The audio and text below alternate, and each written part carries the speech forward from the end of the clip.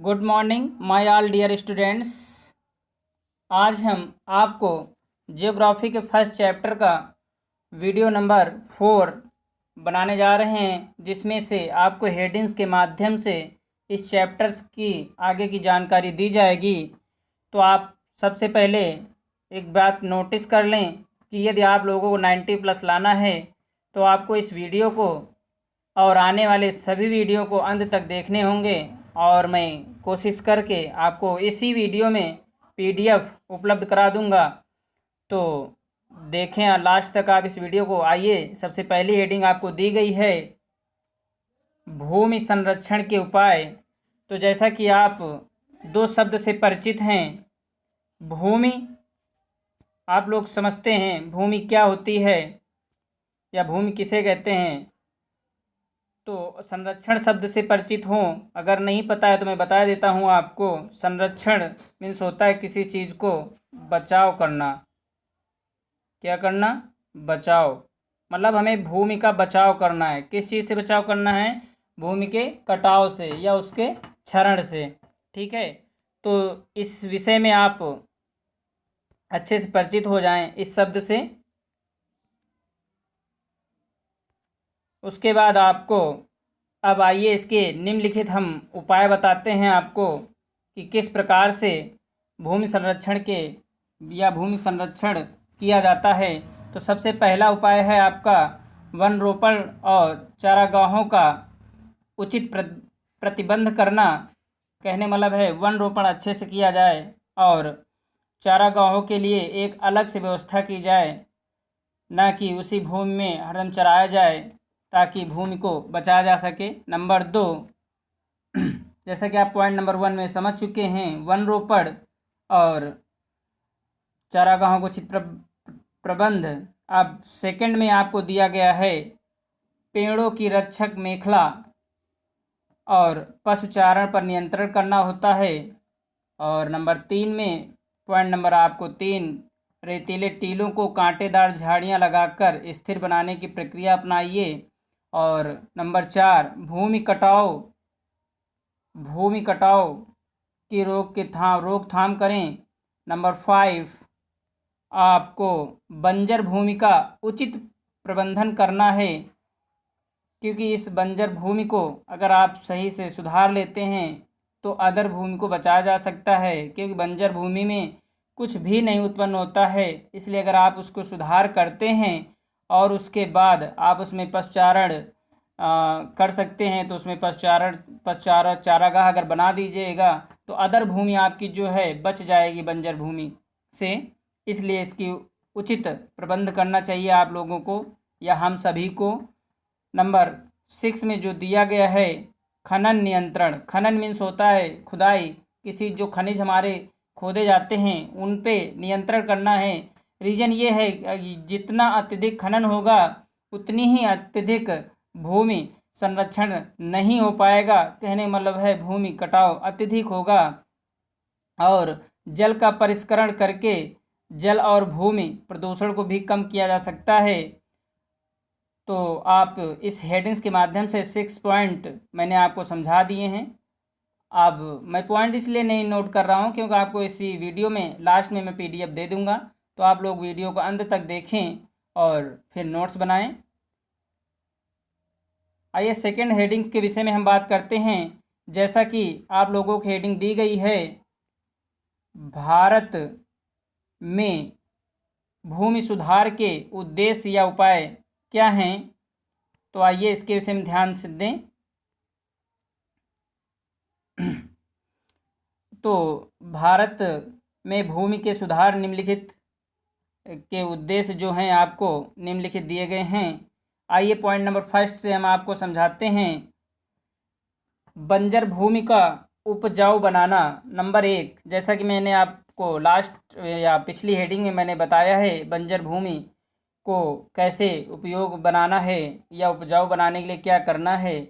और नंबर 2 में आपको ध्यान देना है वृक्ष एवं वनस्पति रहित भूमि वनीकरण करना। कहने का तात्पर्य यह है कि जहाँ पर भी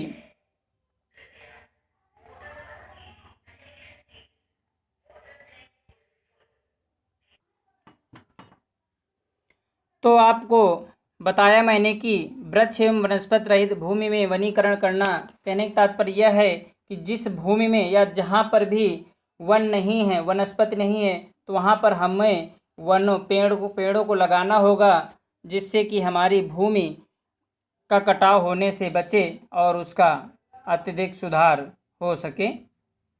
ठीक है। और थर्ड पॉइंट जो दिया गया है, मृदा की पीएच क्षमता, पीएच मान होता है एक, आप लोगों को पता होना चाहिए पीएच मान। ठीक है, केमिस्ट्री में भी आता है। तो क्षमता को सही करना अर्थात उसके अम्लीयता में उसकी कमी लाना और खारेपन को क्या करना, दूर करना। यदि खारापन दूर हो जाता है तो भूमि कैसी होती है, अधिक उपजाऊ हो जाती है। यही हमारे भूमि के सुधार के मेन उद्देश्य हैं। आइए पॉइंट 4 मैं आपको बताता हूँ। भूमि में जैव रासायनिक तत्वों के संतुलन को सही करना।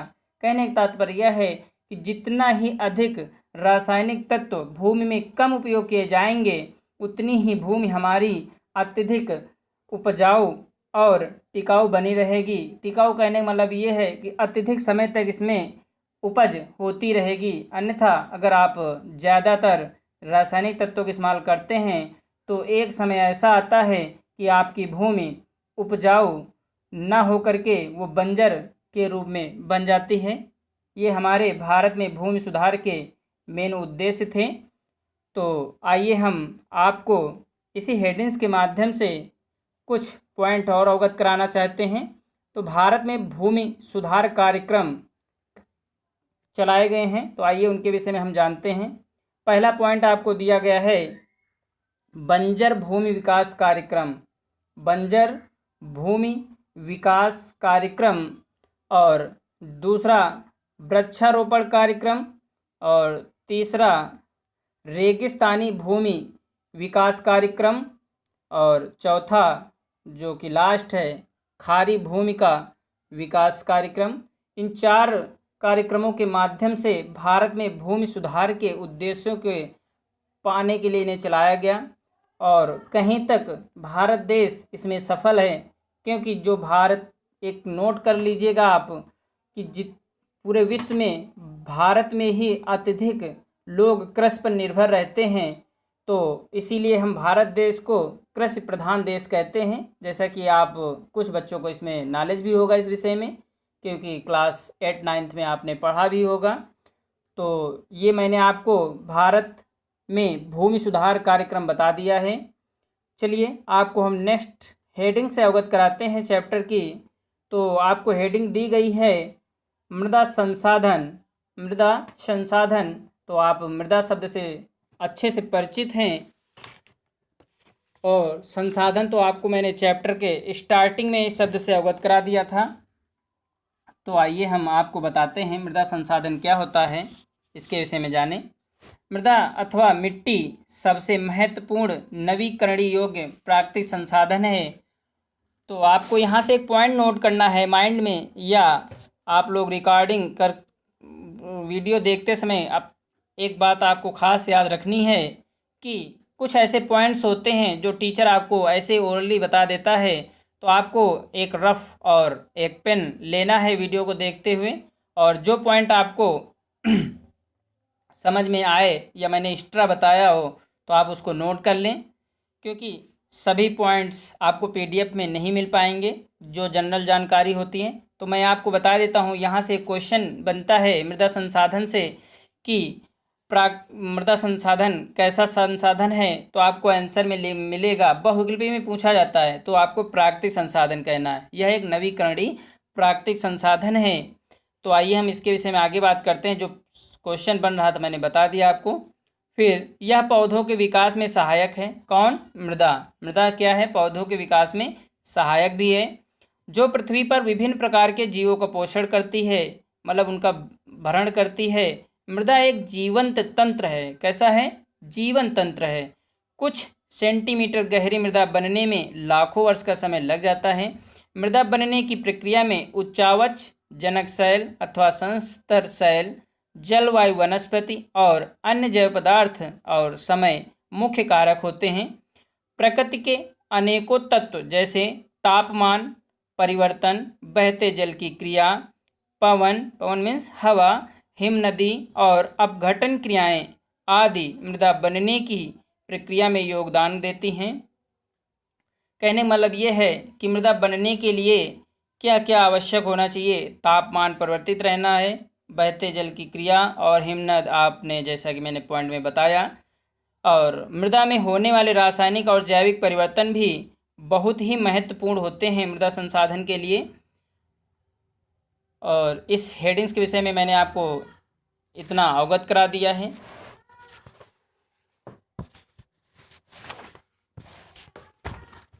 आइए कुछ पॉइंट्स एक दो और हैं जो मैं आपको इस हेडिंग में बता देता हूं। तो मृदा सबसे महत्वपूर्ण एक नवीकरणीय योग्य प्राकृतिक संसाधन है, जैसे कि मैंने आपको बता दिया है। मृदा जैव एवं अजैव दोनों प्रकार के पदार्थों से बनती है। कितने प्रकार से बनती है? 2 प्रकार से, एक जैव और एक अजैव। जैव एवं अजैव।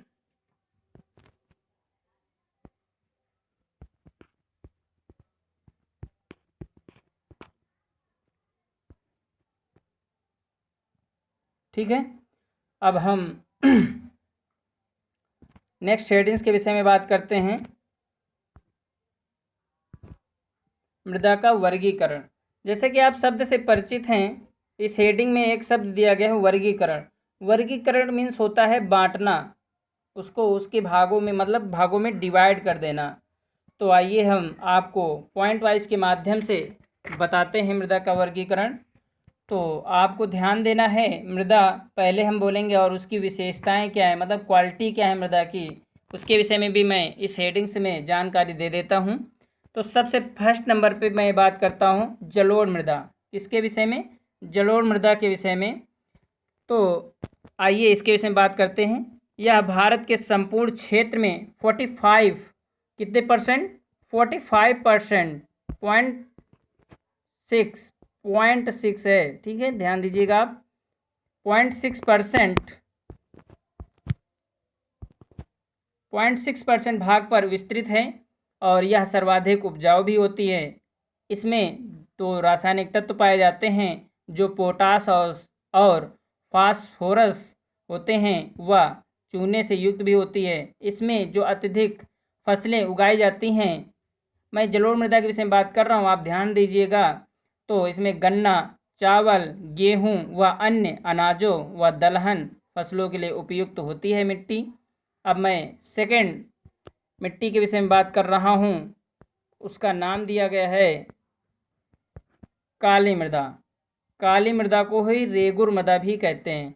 क्या कहते हैं? रेगुर। ध्यान दीजिएगा आप, काली मृदा को रेगुर मृदा भी कहते हैं। तो आइए इसकी विशेषता को मैं समझते हैं, आपको बताते हैं। इसकी जो सबसे पहला इसका क्षेत्र कितना होता है, तो ये 45.60% पाया जाता है इसका विस्तृत क्षेत्र। अब ये इसमें क्या होता है, ये बेसाल्ट चट्टानों से निर्मित होने वाली मिट्टी है। तो आपको क्वेश्चन यहाँ से पूछा जा सकता है कि काली मृदा किस प्रक्रिया द्वारा बनती है, तो आपको बताना होगा बेसाल्ट चट्टानों से बनती है। किससे बनती है? बेसाल्ट चट्टानों से। कहने मतलब जब बेसाल्ट चट्टानों का खंडन होता है, उस प्रक्रिया में काली मृदा का निर्माण होता है। ठीक है, बेसाल्ट, ये ना नहीं है, बेसाल्ट चट्टानों से। ठीक है,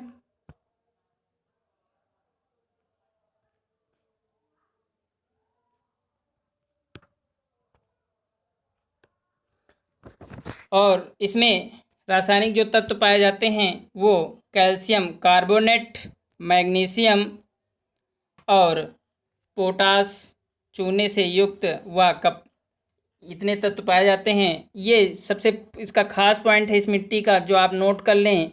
इसमें यह मिट्टी कपास के लिए अत्यधिक उपयोगी होती है। कहने का तात्पर्य यह है कि काली मिट्टी में कपास अत्यधिक उत्पन्न होता है या उपजाऊ होता है। और यह मिट्टी महाराष्ट्र और गुजरात में सर्वाधिक पाई जाती है। तो यहाँ से क्वेश्चन हर साल एक क्वेश्चन जरूर आता है इस मिट्टी से ऑब्जेक्टिव में कि काली मृदा किस फसल के लिए उपयोगी है, या फिर कपास के लिए कौन सी मृदा चाहिए, या फिर आपसे पूछा जा सकता है कि गुजरात में कौन सी मिट्टी ज़्यादा पाई जाती है, तो काली मिट्टी पाई जाती है। या फिर पूछ लिया जाता गुजरात ऑप्शन ना दे करके महाराष्ट्र भी पूछा जाता है। तो आप ध्यान रखें, जब ऑप्शन में गुजरात और महाराष्ट्र दोनों दिया गया हो तो आप आंसर महाराष्ट्र सही करेंगे, और जब आपको सिर्फ गुजरात दिया गया हो तो आप गुजरात ही सही करेंगे, क्योंकि महाराष्ट्र में भी काली मिट्टी अधिक पाई जाती है, उसके बाद गुजरात में पाया जाता है। इसलिए कभी कभी एग्ज़ाम में आपको कन्फ्यूजन के लिए दोनों ऑप्शन दे देते हैं, तो आप कन्फ्यूज मत होइएगा। अब हम नेक्स्ट हेडिंग्स के विषय में नेक्स्ट मिट्टी के विषय में बात करते हैं, लाल और पीली मृदा। लाल और पीली मृदा, आइए सबसे पहले मैं इसका विस्तृत क्षेत्र आपको बता देता हूँ, जो कि भारत में 10.6% इसका विस्तृत क्षेत्र है, और इसमें लौह ऑक्साइड के कारण यह मिट्टी लाल रंग की होती है। लोहे, एल्युमिनियम तथा चूने का अधिक अंश होता है। इस मिट्टी में मेन जो फसल होती है वो तंबाकू, बाजरा, तीसी दलहन आदि की खेती के लिए उपयुक्त होती है। यह मिट्टी तमिलनाडु में सर्वाधिक पाई जाती है।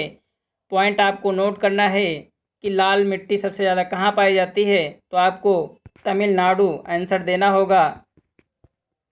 सभी बच्चे ध्यान दें, जैसे कि मैंने पहले बताया है, आप सभी वीडियो देखने को स्टार्ट करने से पहले आप रफ कॉपी और पेन ज़रूर ले लें, कि कुछ ऐसे पॉइंट होते हैं क्योंकि जो आपको मैं ओनली बता देता हूं तो आपको नोट ही करने पड़ेंगे।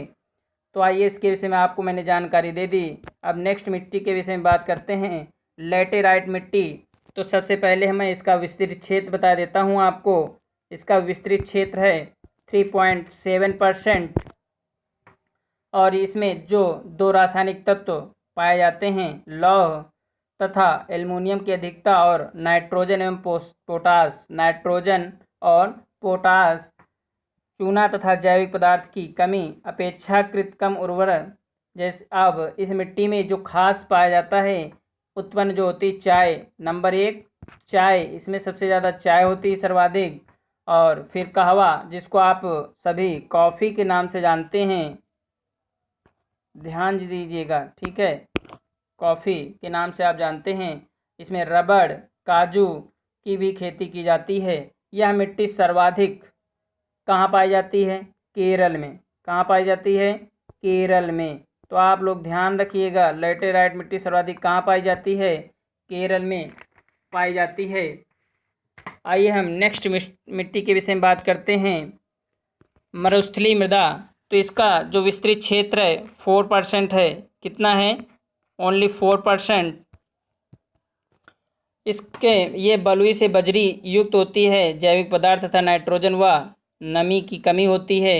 ये सिंचाई के माध्यम से ज्वार, बाजरा, मोटे अनाज व सरसों की खेती के लिए उपयुक्त है। यह मिट्टी सर्वाधिक राजस्थान में पाई जाती है। जैसे कि मरुस्थल शब्द से ही आपको परिचित था, तो आप सभी स्टूडेंट कर सकते थे, हमें पता है, फिर भी मैं आपको बता देता हूँ कि यह मिट्टी सबसे ज़्यादा राजस्थान में पाई जाती है। ध्यान देना है, आपसे कभी कभी पूछ लेते हैं एग्ज़ाम में कि मरुस्थलीय मृदा कहाँ पाई जाती है, तो आपको राजस्थान आंसर देना है। मैं अब नेक्स्ट मिट्टी के विषय में बात करता हूँ। इसमें तो आपको वनी एवं पहाड़ी मृदा दी गई है। तो सबसे पहले इसका विस्तृत क्षेत्र 8% होता है, और यह स्वभाव से अम्लीय होती है। जीवांश की प्रचुर मात्रा, पोटाश, चूना, फास्फोरस का अभाव होता है। इस मिट्टी में सेब, नाशपाती व आलूचा की फसल के लिए उपयुक्त है।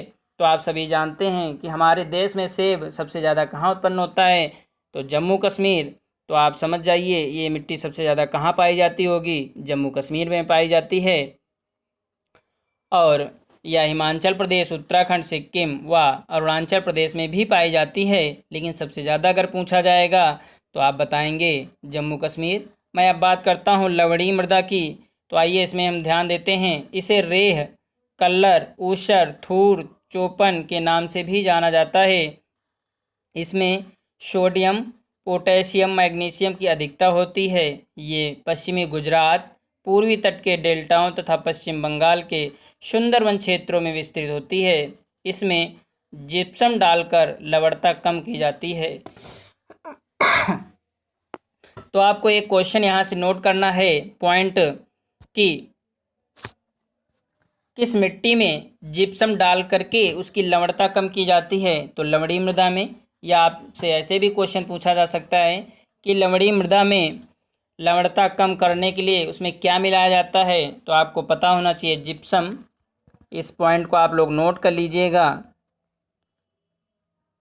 क्योंकि कभी कभी आप लोग रीड तो कर लेते हैं लेकिन उस शब्द को इम्पोर्टेंट ना समझकर छोड़ देते हैं। तो आप मत छोड़िएगा, इसका जिप्सम डाल करके इसकी लवणता को कम किया जाता है। आइए लास्ट मिट्टी बची है मृदा का वर्गीकरण में, तो मैं भी आपको उससे परिचित करा देता हूँ। पीट या जैविक मृदा।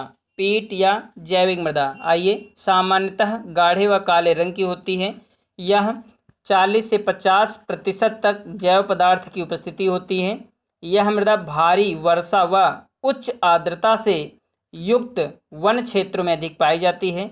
यह बिहार के उत्तरी भागों, दक्षिणी उत्तराखंड तथा पश्चिम बंगाल के तटीय क्षेत्रों में पाई जाती है। तो मैंने आपको जितनी भी मिट्टियाँ थीं उसका मैंने वर्गीकरण कर दिया है। अब हम आपको नेक्स्ट हेडिंग्स के विषय में बात करेंगे।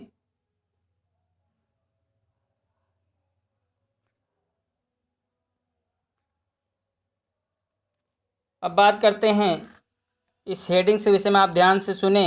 भारतीय मृदा का आर्थिक महत्व। कहने का मतलब यह है, आर्थिक मीन्स जैसा कि आप समझते हैं रुपया पैसा, और मृदा मीन्स मिट्टी, भारतीय मीन्स भारत। भारत की मिट्टी का आर्थिक महत्व क्या है? कहने का तात्पर्य यह है कि हमारी मृदा हमारे देश के लिए कितना ही महत्वपूर्ण है, इसके विषय में जानते हैं।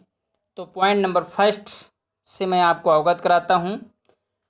मृदा मानव एवं वनस्पति जगत व जीव जंतुओं के अस्तित्व के लिए बहुत ही अनिवार्य घटक है। कहने का तात्पर्य यह है कि यदि मृदा ना हो किसी भी देश में अच्छी, तो वहाँ पे मानव के लिए भी मुश्किल है जीना, और वनस्पतियों को भी उत्पन्न होना वहाँ असंभव है, और जीव जंतु तो वैसे भी नहीं रह सकते हैं।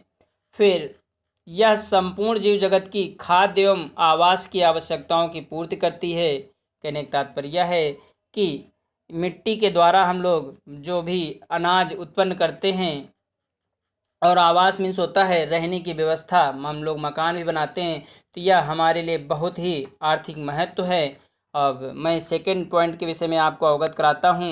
सेकंड पॉइंट है, विश्व की समस्त प्राचीन सभ्यताएं एवं उन्नतिशील संस्कृतियाँ उन्हीं क्षेत्रों में अत्यधिक विकसित हुई हैं जहाँ की मृदा अत्यधिक उपजाऊ है। कहने का तात्पर्य यह है कि जहाँ भी मृदा हमारी अत्यधिक उपजाऊ होती है वहाँ बहुत सारी सभ्यताओं का प्रचलन होता है, वहाँ बहुत सारे कार्यक्रम किए जाते हैं, वहाँ के लोग हरदम खुश रहते हैं, वहाँ की संस्कृतियाँ बहुत अच्छी होती हैं। तो ये हमारे देश में भी हम लोगों को बहुत अच्छा मिला है, क्योंकि हमारे देश की भूमि भी बहुत अधिक उपजाऊ है। इसीलिए हमारे देश में अत्यधिक किसान हैं और अन्य देश की अपेक्षा। अब मैं इस पॉइंट में तीसरे पॉइंट की बात करता हूँ। वर्तमान में भी मृदा की उर्वरता देश के आर्थिक विकास में महत्वपूर्ण भूमिका निर्वाह कर रही है। कहने का तात्पर्य यह है कि वर्तमान समय में जो मृदा की उर्वरता है हमारे देश के लिए वह बहुत ही महत्वपूर्ण है। आर्थिक विकास देश का कैसे है इसमें, क्योंकि जब कोई किसान या सभी किसान कोई फसल उगाते हैं और उससे अधिक पैदावार होती है और किसान उसे बेच करके सरकार को देते हैं और सरकार उसे और अधिक दाम पर बेच करके दूसरे देशों के लिए हम उससे पैसा कमाती है। इस प्रकार से मृदा का आर्थिक महत्व हमारे देश के लिए बहुत ही बढ़ जाता है। आइए हम आपको नेक्स्ट पॉइंट्स के विषय में बात कराते हैं। मृदा अपरदन एवं मृदा संरक्षण। तो सबसे पहले उस हेडिंग को समझ लें, उसके बाद हम आपको मृदा अपरदन के कारण बताएंगे। तो पहले मृदा अपरदन एवं संरक्षण समझ लें।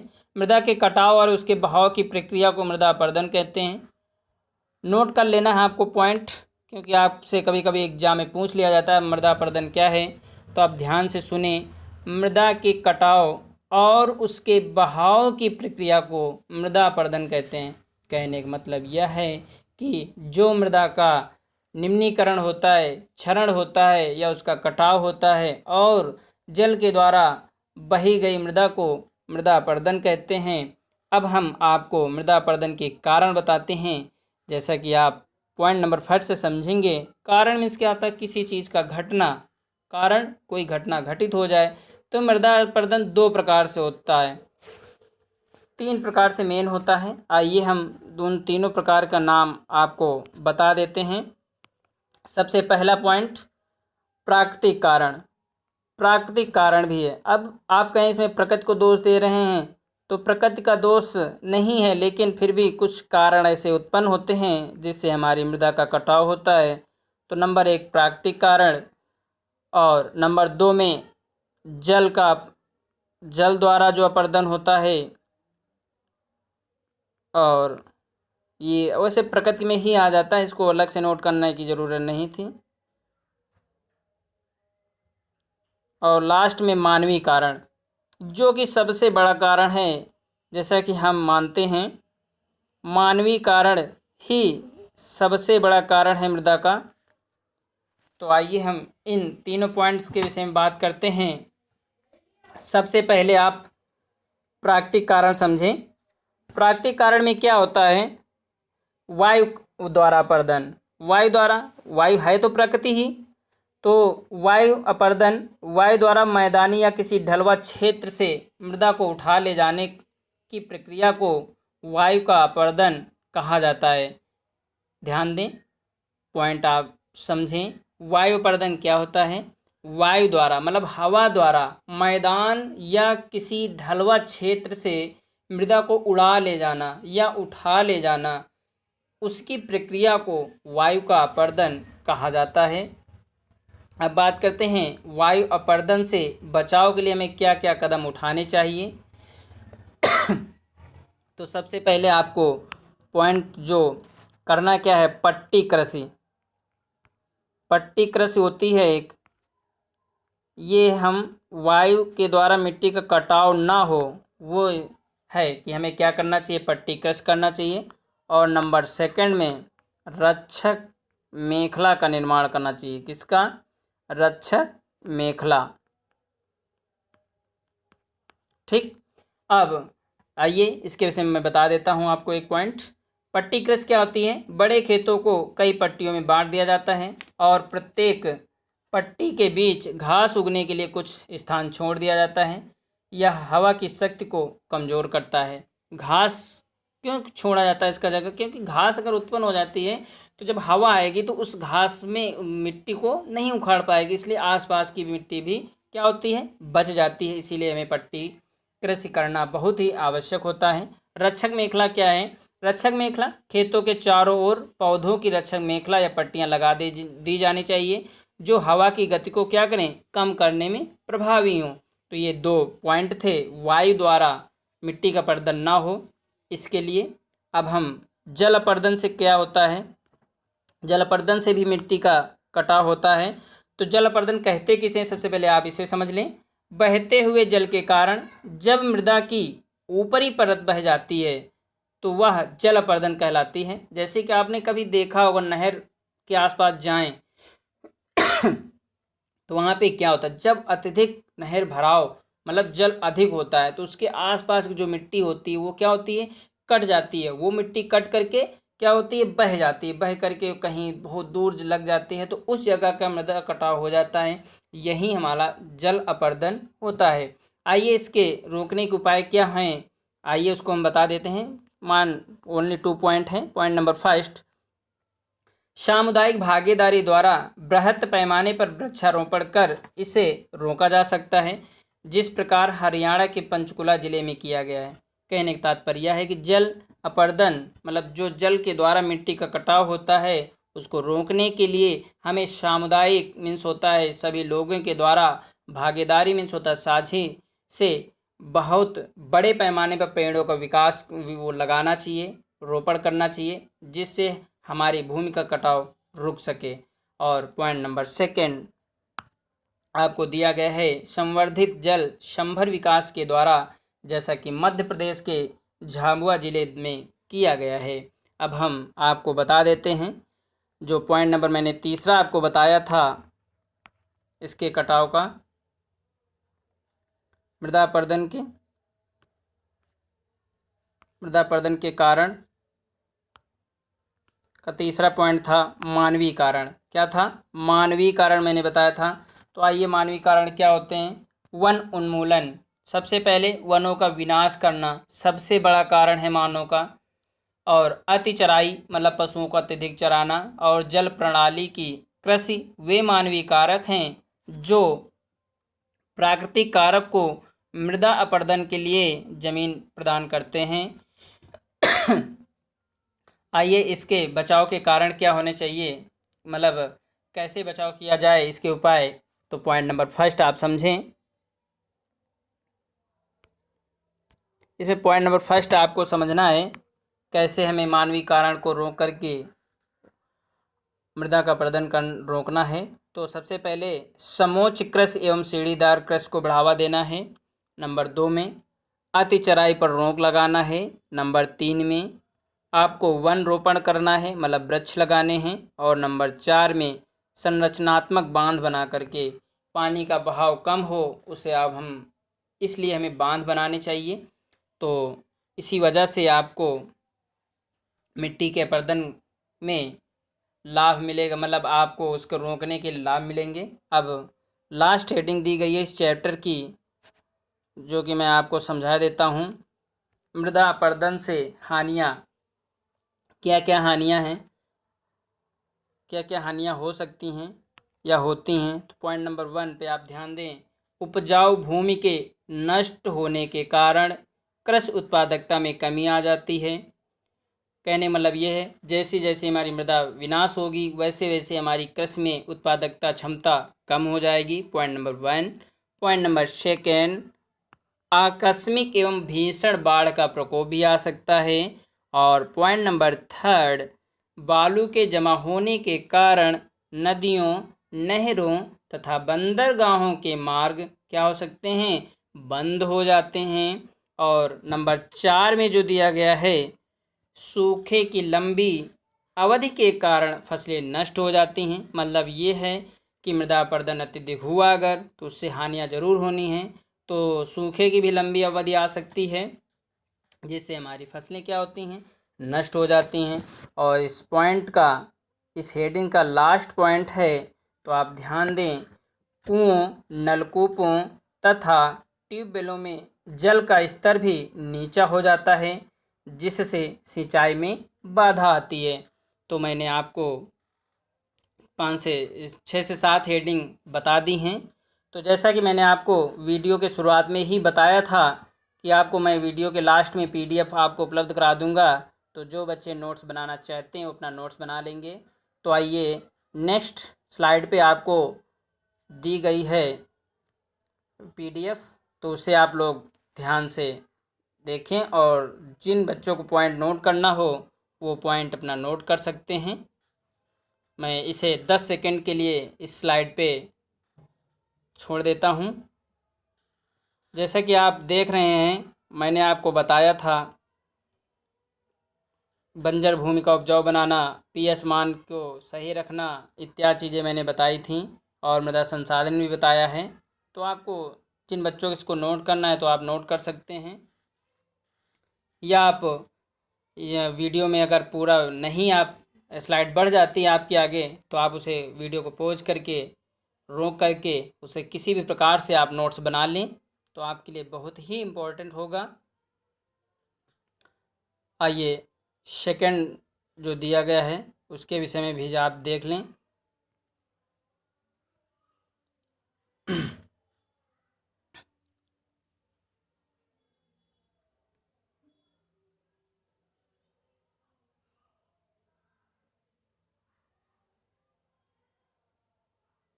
तो इस प्रकार से आप लोगों ने इस चैप्टर को समझा।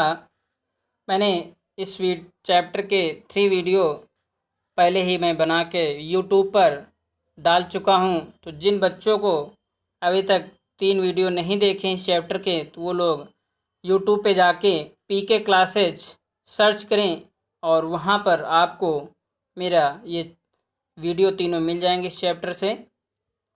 और मैं आप लोगों को बता देता हूँ जानकारी के लिए, जो मेरी उसमें यूट्यूब पे प्रोफाइल लगी हुई है वो आर्यभट्ट इंटर कॉलेज के नाम से लगी हुई है, उसमें बोर्ड लगा है इस। और रीज़न क्या है मेरे पी को लगाने का, क्योंकि मैं वहीं पे प्रेजेंट टाइम टीचिंग कर रहा हूँ। तो फिलहाल जो स्कूल में बच्चे पढ़ते हैं वो तो उन्हें पता ही है, लेकिन मैं चाहता हूँ कि अदर बच्चे भी इस वीडियो का लाभ उठाएं। तो आप लोगों ने इस वीडियो को देखा, अभी तक स्लाइड मैंने रोक रखी थी। जिन बच्चों को पीडीएफ बनानी हो, नोट्स बनाने हो, वो नोट्स बना सकते हैं। और अगर आप लोगों को वीडियो अच्छी लगे तो प्लीज़ लाइक एंड सब्सक्राइब करना ना भूलें। और मैं नेक्स्ट चैप्टर के लिए जल्द ही नेक्स्ट वीडियो बनाना स्टार्ट करूँगा। देखने के लिए धन्यवाद।